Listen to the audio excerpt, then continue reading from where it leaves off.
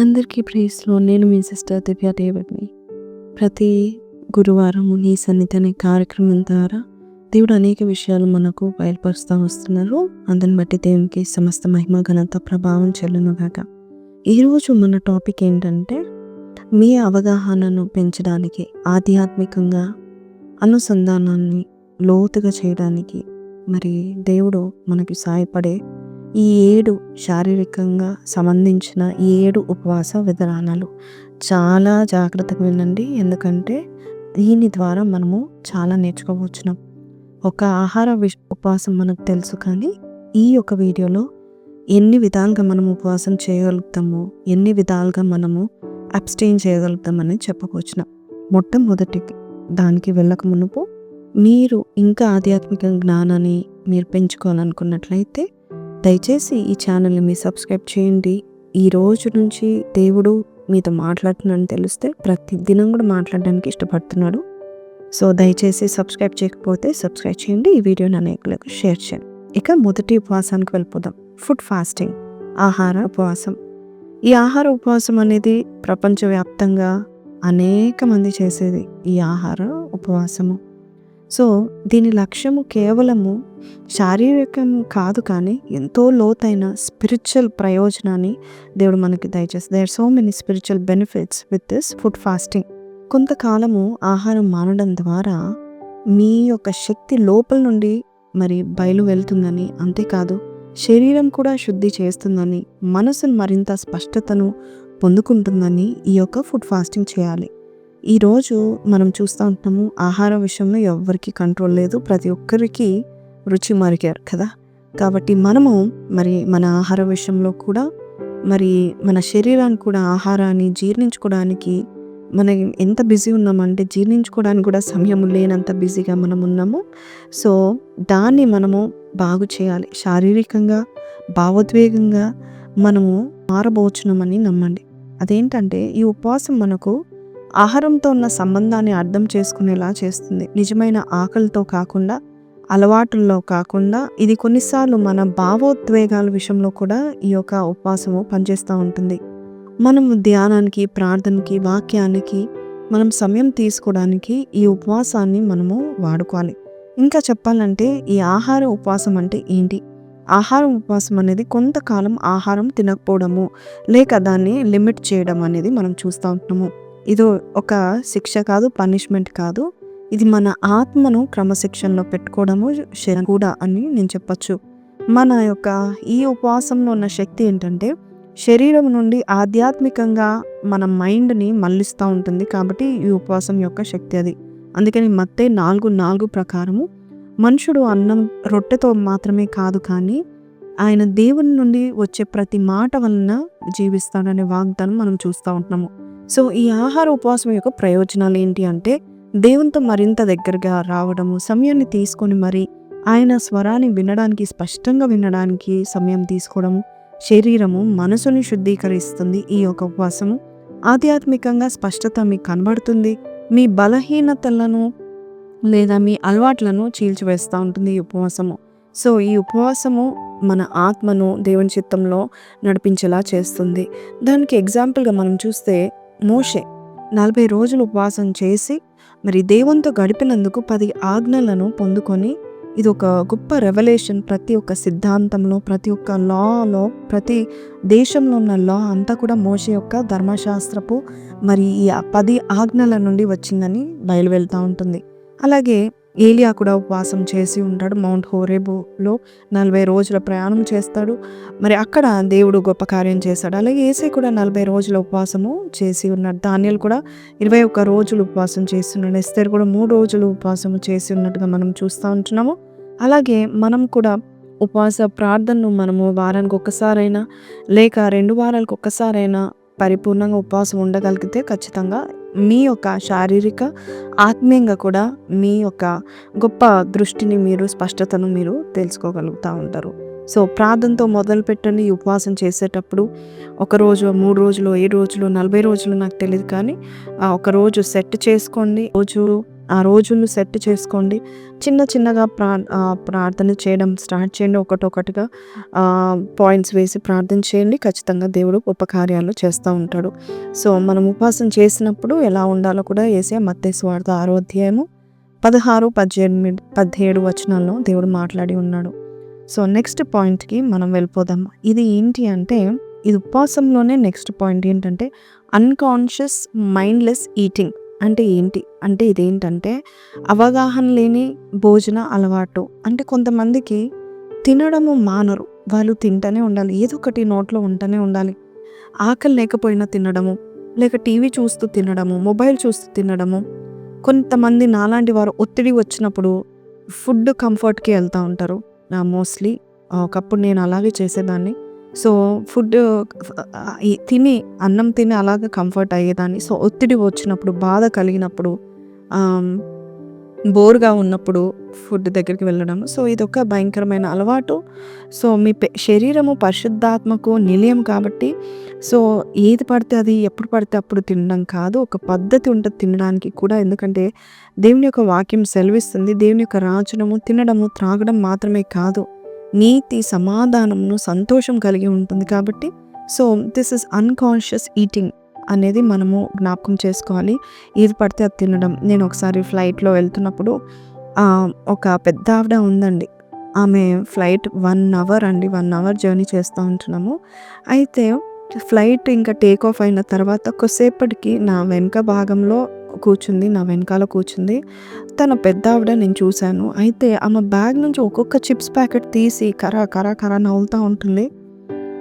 ఏంటి ఇంతగానం తింటుంది, చిన్న పిల్ల కూడా కాదు, చాలా పెద్ద ఆవిడ. సో మైండ్లెస్టింగ్ వల్ల ఆమెను చూస్తే ఒక 100 కేజీల్లాగా ఉంటుంది.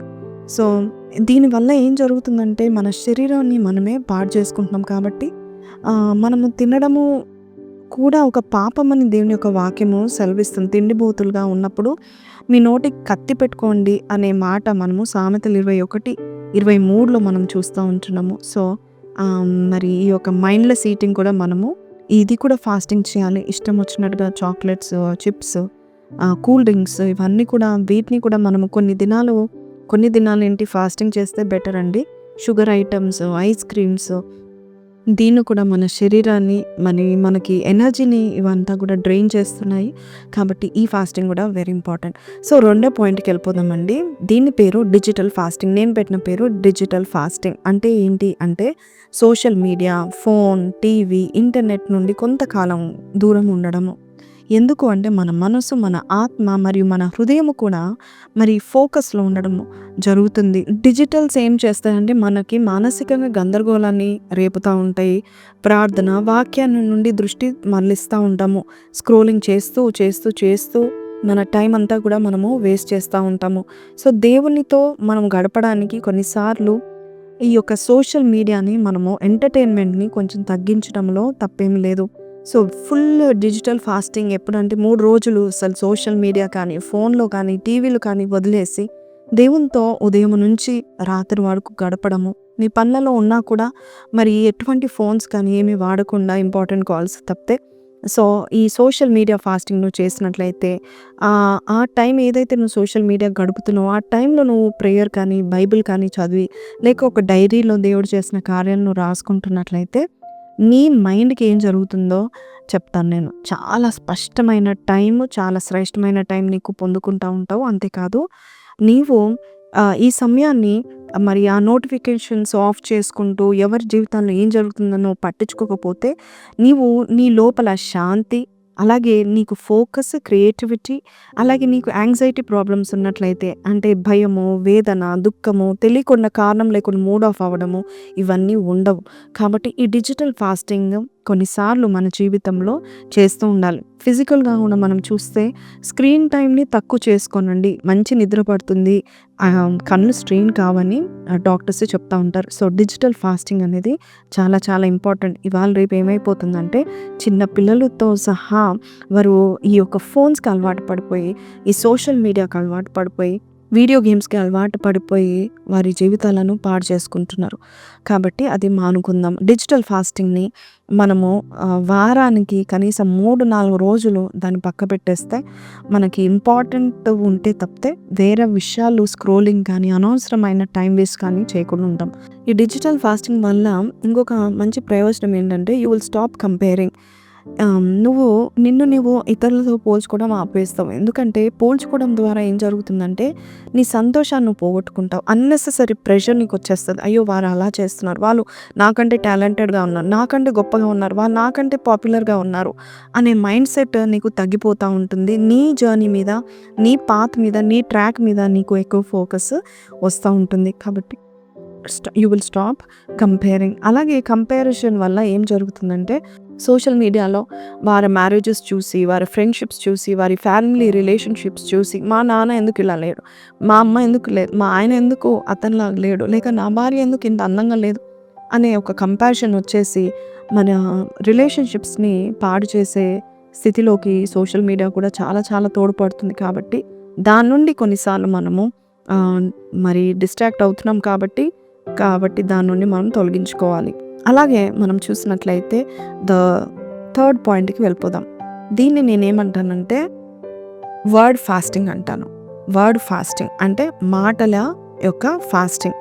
మాటలు మన సంబంధాలను, మన ప్రెజెంట్ లైఫ్ని, మన అంతర్గత స్థితిని రూపొందించే శక్తి దానిలో ఉంది. కానీ చాలాసార్లు అవి ఆలోచన లేకుండా మనం ఉపయోగిస్తూ ఉంటాం. మాటల ఉపవాసము అంటే ఏంటి అంటే అనవసరమైనది మాట్లాడకుండా ఆత్మ పరిశీలనకు మళ్లించే మంచి మాటలు మనము అనవసరమైనది మాట్లాడకుండా మాటల మౌనాన్ని మనము పాటించినట్లయితే కొన్నిసార్లు మనము ఆ యొక్క భయంకరమైన పొరపాట్లు మనం పడం. చూడండి, బైబిల్ సెలవిస్తుంది, విస్తారమైన మాటల్లో దోషం ఉండక మనము ఇది మనం పాటించాలి. మాటల్లో మౌనముని, వినయాన్ని, సహనాన్ని మనము నేర్పుతుంది. కాబట్టి మాటల ఫాస్టింగ్ ద్వారా మనకు వినయాన్ని, సహనాన్ని నేర్పుతుంది. కాబట్టి కొన్నిసార్లు మనము ఈ వర్డ్ ఫాస్టింగ్ చేయాలి. దీంట్లో ఏమి ఉంటాయ్యా అంటే కనుక ఈ స్పీచ్ ఫాస్టింగ్లో మనకి వర్డ్ ఫాస్టింగ్లో గాసిప్ ఉండవు, ఇతరుల గురించి కొండంలాడుట ఉండదు, అది దేవునికి ఇష్టం లేదు. సో అది మనం మాట్లాడడం, కంప్లైనింగ్ ఉండదు, నెగిటివ్గా మాట్లాడడం, నెగిటివ్ సెల్ఫ్ టాక్, నెగిటివ్గా నేను ఇంతే, నా జీవితం ఇంతే అని మాట్లాడడం కూడా మనం మానేసినప్పుడు ఏం జరుగుతుందంటే మన జీవితంలో మన లైఫ్ని మన కంట్రోల్లో ఉంటుంది. ఎందుకంటే జీవ మరణాలు మన నాలుక వశం ఉంది. సో ఈ యొక్క మాటలు మాట్లాడే ముందు మనం ఏం మాట్లాడుతున్నామో, ఈ మాటలు ఉపవాసం అంటే ఏంటి అంటే కనుక ఎక్కువ మాట్లాడడం మనం ఆపేస్తాం. అనవసరమైన మాట్లాడకుండా, నెగిటివ్ది మాట్లాడకుండా, హానికరమైన మాటలు మాట్లాడకుండా, ఇతన్ని కించపరిచే మాటలు, పంచిసేసే మాటలు మాట్లాడకుండా ఎంతో సౌమ్యంగా మాట్లాడడానికి అవసరమైనదే మనము చెప్పడానికి. దీనివల్ల సంబంధాలు నాశనం కావు, వివాదాలు పెరగవు, అంతేకాదు మనకున్న నెగిటివ్ భావాలు కూడా పెరగవు. సో దీన్ని బట్టి మన మాటల్లో ఉపవాసం చాలా ఇంపార్టెంట్. నేను రాసుకున్న దాంట్లో ఏంటంటే సైలెంట్ మోడ్ ఫాస్ట్. మనం కొన్నిసార్లు మన జీవితంలో కూడా మన నోటికి సైలెంట్ మోడ్ ఇవ్వాలి. అతిగా మాట్లాడాడు జకర్యా దేవదూతతో, ఇది ఎలా జరుగుతుంది, అసలు ఇంతకాలమైంది ఇప్పుడు జరుగుతుందా అని మరి అవిశ్వాసంతో మాట్లాడినందుకు దేవుని ఒక దూత ఆయన నోటికి మౌనాన్ని ఇచ్చేసింది. మరి అది నీ కుమారుడు పుట్టేంత వరకు నువ్వు ఇలాగే మ్యూట్గా ఉంటావని చెప్పింది. అలాగే మనం చూసినట్లయితే యేసే కూడా చాలా జాగ్రత్తగా మాట్లాడడము మనం వింటా ఉన్నాం. బైబిల్లో పిలాతుతో మాట్లాడినప్పుడు ఎంతో జాగ్రత్తగా మాట్లాడాడు. దానియేలు కూడా చాలా జాగ్రత్తగా మాట్లాడాడు. అలాగే మన జీవితంలో మాటల్లో శక్తి చాలా ఉంటుంది. కాబట్టి ఈ మాటలు ఉపవాసం కూడా చాలా చాలా ఇంపార్టెంట్. మనము ఈ మాటలు సరిగ్గా మనము వాడుకున్నట్లయితే మన జీవితాలు కూడా మారిపోతూ ఉంటాయి. మాటల్లో గొప్ప శక్తి ఉంటుంది. టాక్ లెస్ ప్రే మోర్, ఈ టాక్ లెస్ ప్రే మోర్ అనే ఈ మోటోని మనము ఫాలో అవుదాము. దీనికి ఒక రోజంతా కాలం పెడదాము. కంప్లైనింగ్ చేయను ఈ రోజంతా, లేక ఈ రోజంతా నేను బూతులు మాట్లాడను, ఈ రోజంతా దేవుని కీర్తనలు పాడతాను, నేను తక్కువ మాట్లాడతాను, ఎక్కువ ప్రార్థన చేస్తాను అని ఒక రోజంతా మీరు పెట్టుకోండి. అలాగే 2 రోజులు 3 రోజులు అలా చేసినట్లయితే మీతో ఉండేవారు మిమ్మల్ని ఏమంటారంటే చాలా జ్ఞానంగా ఉన్నారేంటి అంటారు, చాలా జ్ఞానయుక్తంగా మాట్లాడుతున్నారేంటి. ఎస్, మాటల్లో ఉపవాసం ఇస్ వెరీ వెరీ ఇంపార్టెంట్. ఎన్నో సందర్భాలు మనం చూసినట్లయితే ఎక్కువగా మాట్లాడడం ద్వారా ఉన్న ఉద్యోగం ఊడిపోవడమో, లేక ఉన్న సంబంధాలు తెగిపోవడమో జరుగుతూ ఉంటుంది. మరి మామూలుగా చెప్పాలంటే మన వాడుక భాషలో చెప్పాలంటే నోటి దూల అంటారు కదా! దానివల్ల మరి ముందు వెనక ఆలోచించకుండా మాట్లాడడం వల్ల ఏం జరుగుతుందంటే మనము చాలా కోల్పోతూ ఉంటున్నాం. అంతేకాదు మన మాటల్లో కంప్లెయినింగ్ ఎక్కువుంది. అవతలోళ్ళని కించపరచడం ఎక్కువుంది.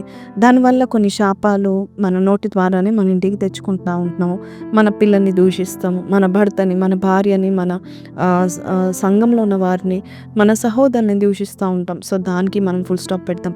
ఇక మనము 4 పాయింట్‌కి వెళ్ళిపోదామా? రిలేషన్‌షిప్ ఫాస్టింగ్, సంబంధ ఉపవాసము. సంబంధ ఉపవాసం అంటే ఏంటి? అంటే చూడండి, కొంతకాలం కొన్ని సంబంధాలను, సమాజమును మరి వారికి దూరంగా ఉండడమే ఈ సంబంధ ఉపవాసము. దేవుని యొక్క పర్పస్ కొరకు, దేవుని యొక్క కాలింగ్ నీ జీవితంలో మరి ముందుకు నడిపించడానికి కొరకు కొన్నిసార్లు కొంతమంది వ్యక్తులను మనం విడిచిపెట్టాలి.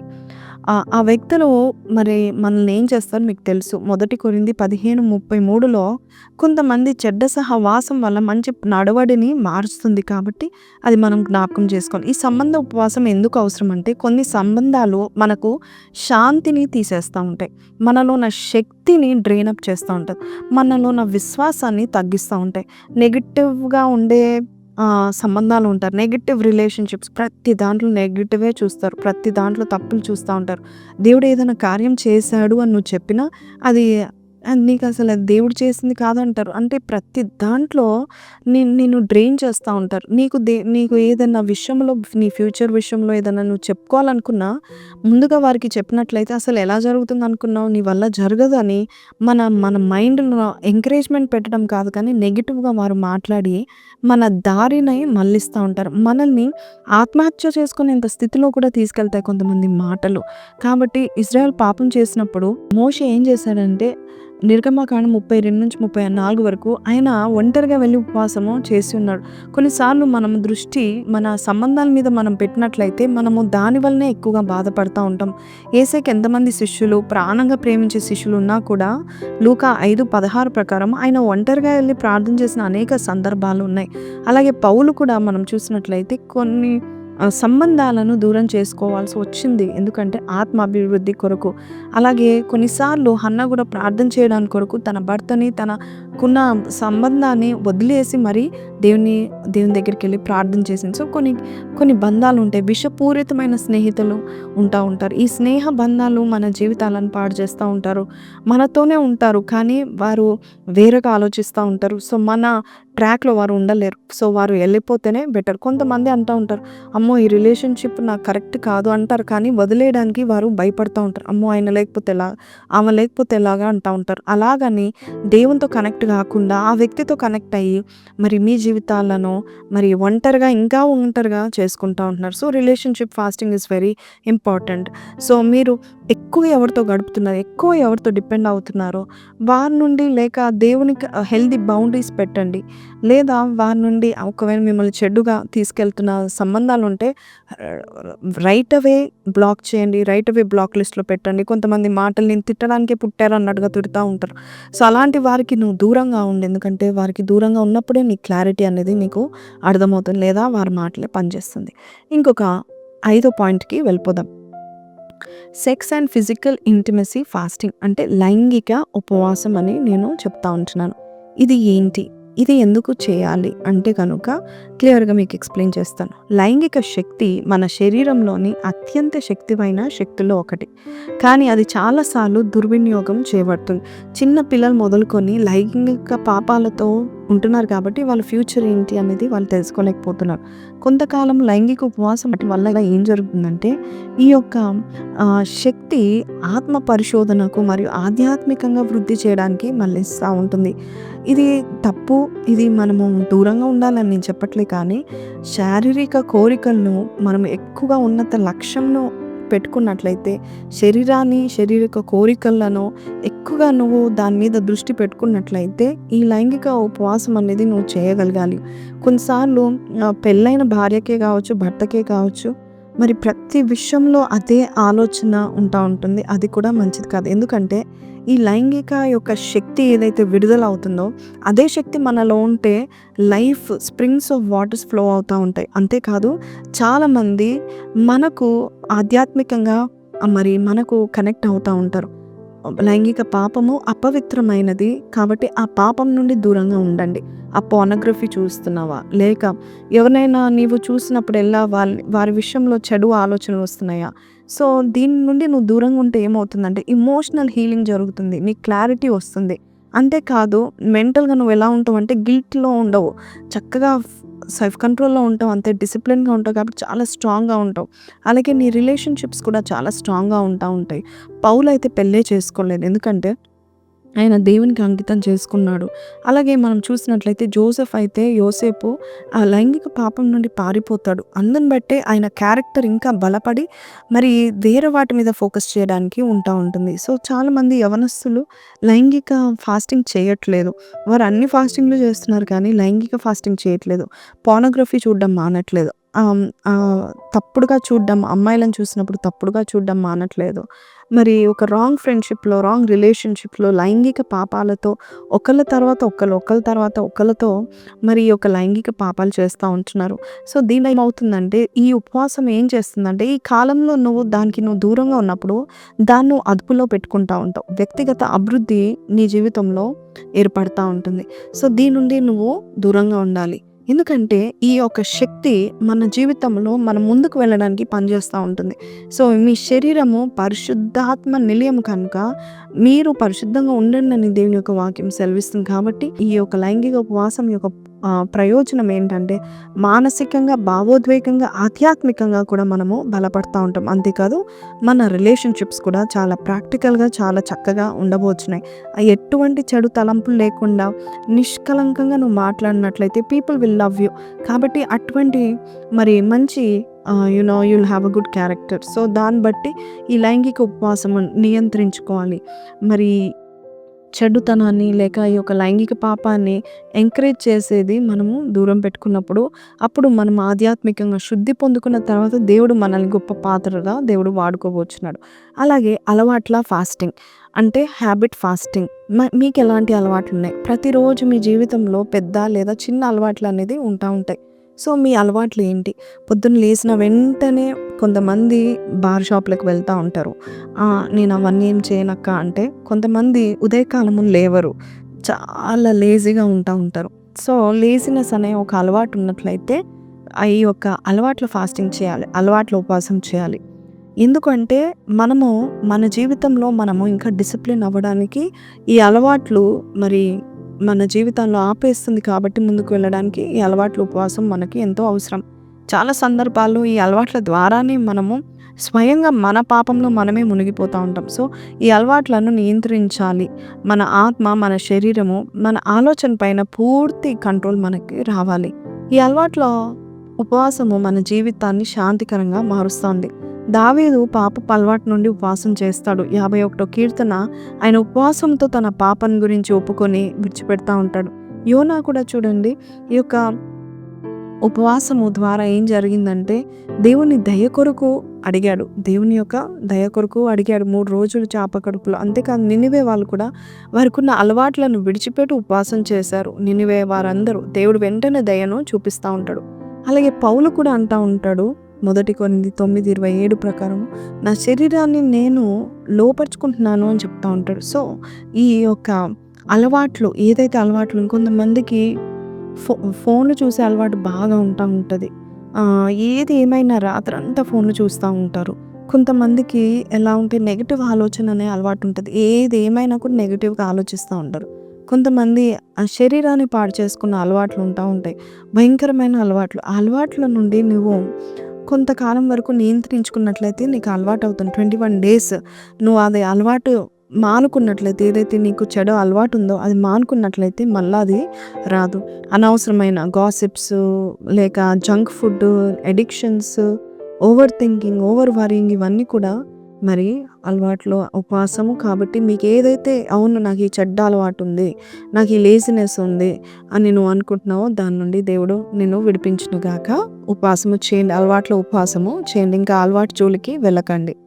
ఎక్కువగా ఫోన్ మాట్లాడే అలవాటు ఉందా, కొన్ని రోజులు ఆ ఫోన్ మాట్లాడడం ఆపేసేయండి. ప్రార్థన చేసుకొని వాక్యాన్ని చదవండి. ఎవరి గురించైనా చెడ్డగా మాట్లాడే అలవాటు ఉందా, ఎవరి గురించైనా చెడ్డగానే మాట్లాడతావా, జోకులు వేస్తావా, అపహాస్యం చేస్తావా, ఆ అలవాటు కొన్ని రోజులు మానుకునండి. చూడండి ఎంత నెమ్మదిగా ఉంటారు. లాస్ట్ ఉపవాసము, ఖర్చుల ఉపవాసం, స్పెండ్ ఫాస్టింగ్. చాలా మందికి ఉండే హ్యాబిట్ ఇది. ఏంటంటే నిర్దిష్ట కాలంలో అవసరానికంటే మించిన ఖర్చులు చేయడము మనము తగ్గించుకోవాలి. సో దీన్ని ఏమంటా అంటే దేవుడు మనకిచ్చిన దాన్ని బట్టి తృప్తి మనం పొందుకోవాలని దేవుని యొక్క వాక్యం సెలవిస్తుంది. ఈ ఖర్చుల ఉపవాసం ఎందుకు అంటే అనవసరమైన ఖర్చులను, ధనాన్ని పాడు చేయడము, శ్రద్ధను దూరం చేసుకోవడము, మరి మనకి దేవుడు ఇచ్చిన సంకల్పాన్ని దూరం చేసుకోవడం మనం చూస్తూ ఉంటాము. సో దీనివల్ల ఏం జరుగుతుందంటే, వ్యర్థమైన ఖర్చుల వల్ల ఏం జరుగుతుందంటే ఒక గిల్టీనెస్ మనకు వచ్చేస్తుంది. ఈ ఖర్చు తగ్గించుకోవడం వల్ల మనకేంటంటే ఒక ఫార్మాట్ వచ్చేస్తుంది, ఒక ఆర్డర్లో మనం ఉంటాం. అదే పనిగా సంపాదన, భర్త తెచ్చిన సంపాదనను చీరలకంటూ, నగలకంటూ లేనిపోని ఖర్చులు చేయడము కూడా మంచిది కాదు. ఇది కావాలి, అది కావాలంటూ మరి ప్రతి విషయంలో ప్రతి వారానికి షాపింగ్ చేసే వాళ్ళు ఉన్నారు. ఇప్పుడు ఈ మధ్య కాలంలో అమెజాన్ డెలివరీస్, ఇవన్నీ మనం ఈ యొక్క షాపింగ్ యాప్స్ అన్నీ కూడా మనకి ఈజీగా షాపింగ్ చేయడానికి మరి ఎన్నో రకాలుగా మనల్ని టెంప్ట్ చేస్తూ ఉంటారు. కానీ ఖర్చులను మనము జాగ్రత్తగా మనము కరెక్ట్ స్టీవార్డ్షిప్ మనం చూపించినట్లయితే, దేవుడు ఇహలోకపు సిరి విషయంలోనూ నమ్మకం ఉన్నట్లయితే పరలోకపు సిరి దేవుడు నీకు దయచేస్తాడు. కాబట్టి ఈ యొక్క 7 ఉపవాసాల్లో మీతో మాట్లాడిన ఉపవాసం ఏంటి? ఈ యొక్క ఖర్చుల ఉపవాసమా? ఎక్కువగా ఖర్చులు పెడతా ఉంటున్నారా, లేక నెగిటివ్గా మాట్లాడుతున్నారా, లేక మీరు ఈ ఉపవాసంలో ఏదైతే అవును నాకు ఈ ఉపవాసం చేయాలి అప్పుడు నేను విడిపించబడతానని నువ్వు అనుకున్నట్లయితే 1 లేదా 2 లేదా 3 ఉపవాస విధానాలను మీరు ప్రారంభించండి. ఇది మీరు స్టార్ట్ చేయండి. ఎక్కువగా మాట్లాడి, ఎక్కువగా కంప్లైంట్ చేస్తూ, ఎక్కువ తిడుతూ, ఎక్కువగా ఇష్టం వచ్చినట్టుగా విస్తారంగా మాట్లాడుతున్నారా? అయితే ఉపవాసం చేయండి. అలవాట్లు ఉన్నాయా? నీ అలవాట్ల వల్ల నీ అంతా నువ్వు కరెక్టే, నీ అంతా నువ్వు దాన్ని తుంచుకోలేవు, దేవుని సహాయంతో తుంచుకోగలుగుతావు. సో కొన్ని ఎఫర్ట్ని దేవుడు చూసి నేను దీవిస్తూ ఉంటాడు. అలాగే ఇవన్నీ కాదక్క, నాకు ఈ లైంగిక అలవాట్లు ఉన్నాయి అక్క, ఏం చేయాలి నాకు తెలియట్లేదు అన్నప్పుడు ఈరోజు మాట విన్నావు కదా, కొన్ని రోజులు దాని నుండి నువ్వు దూరంగా ఉండు. ఆ యొక్క ప్రక్రియ జరగకుండా నిన్ను నీవు ఆపుకోవడానికి నువ్వు బిజీగా ఉండు. సో అలాగ నువ్వు చేసినప్పుడు ఏం జరుగుతుందంటే, ఈ ఉపవాసాలు మీ జీవితంలో ఆత్మీయంగా మిమ్మల్ని బలపరిస్తే, సమాజంలో మిమ్మల్ని తల ఎత్తుకునే స్థితిలో దేవుడు నిలబెడతా ఉంటాడు. సో ఈ 7 ఉపవాసాలు మనం అందరము చేస్తూ ఉండాలి, ప్రతి వారానికి చేస్తూ ఉండాలి. డిజిటల్ ఫాస్టింగ్ అయితే చాలా మెయిన్, చాలామంది దాన్నే పట్టుకొని ఎలాడుతూ ఉంటారు. But today God has spoken to you. ఈ 7 ఉపవాసాల్లో మీకు నచ్చిన ఉపవాసము కింద కమెంట్లో పెట్టండి. లేదు నాకు దీని నుండి విముక్తి కావాలి, నాతో దేవుడు మాట్లాడారు అన్నట్లయితే అది కూడా కమెంట్ పెట్టుకోండి. మీ కొరకు నేను ప్రార్థన చేస్తాను. పరిశుద్ధుడా, మహోన్నతుడు తండ్రి, స్తుతులకు పాత్రుడా, స్తోత్రారుడా, ఈరోజు 7 ఉపవాస విధానాలు మాకు చెప్పావు నాయన. అనవసరంగా తింటున్నామా, లేక ఉపవాసం చేయకుండా ప్రతిరోజు మేము నీ యొక్క సన్నిధిలో మా బాడీని మేము రిపేర్ చేయకుండా, మా మనసును మేము అయ్యా పాడు చేసుకొని, ఏషావు ఎలాగైతే నాయన ప్రభ ఆగలేకపోయాడు ఆహారానికి, అలాగే మేము ఉండడానికి వీల్లేదు నాయన. ప్రతిదీ నువ్వు చూసుకుంటున్నందుకు నీకు వందనాలు. అలాగే నాయన డిజిటల్ ఫాస్టింగ్ చేయడానికి మాకు శక్తిని దయచేయండి అయ్యా. చీటికి మాటికి ఆ ఫోన్ జోలికి వెళ్తున్నాము నాయన ప్రభ, ఆ ఫాస్టింగ్ చేసేటకు మాకు శక్తిని దయచేయండి.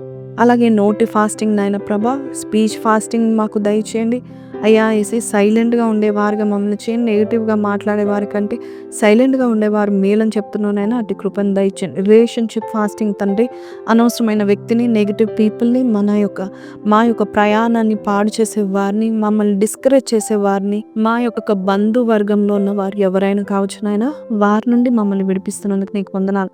లైంగిక ఉపవాసము మాకు నేర్పించండి అయినా ప్రభ. శరీర క్రియలను శరీరానుసారంగా అపవిత్రమైన తలంపులతో, మాటలతో, అపవిత్రమైన దృశ్యాలు చూస్తున్న బిడ్డల్ని అయ్యా తండ్రి యేసయ్యా పరిశుద్ధపరచమని అడుగుచున్నాం. పరిశుద్ధమైన పాత్రను ఘనంగా నువ్వు వాడుకుంటావని చెప్పావు నాయన. ఆ రోజుగా నాయన అలవాట్ల ఉపవాసం నాయన అయ్యా, తిట్టే నోరు అయ్యా తండ్రి యేసయ్య తినే నోరు ఆగదు నాయన. అయ్యా తండ్రి యేసయ్య చాలామందికి నాయన ప్రభ తండ్రి యేసయ్య అనవసరమైన అలవాట్లున్నాయి నాయన. బయటికి నాయన ప్రభ తండ్రి యేసయ్య వెళ్ళి గేమ్స్ అంటారు నాయన, జూదం అంటారు నాయన, అయ్యా ఆల్కహాల్ అంటారు, సిగరెట్ అంటారు నాయన ప్రభ తండ్రి. ఫ్లర్టింగ్ అనే అలవాటు తీసివేయండి నాయన ప్రభ తండ్రి యేసయ్య. అయ్యా లేట్ నైట్‌గా పడుకోవడము, లేట్‌గా లేవడము తీసివేయండి నాయన. ప్రతి ఒక్కరికి బాధలుగా నువ్వు చేసి నడిపిస్తావని నమ్ముచున్నాం. ఆఖరిదిగా ఖర్చులో ఉపవాసం మేము తగ్గించుకుంటకు సాయం చేయండి. అనవసరమైనప్పుడే అయ్యా అనవసరమైనవే మేము కొంటున్నాం నాయన ప్రభ తండ్రి. మా ఖర్చులను మేము అయ్యా మేము కాపాడుకొని నీ సేవకు అలాగే పేదలకు ఇచ్చేవారుగా చేసి మా జీవితాన్ని ధన్యకరం చేయమని యేసు పరిశుద్ధ నామములో అడిగి వేడుకొంచున్నాము తండ్రి.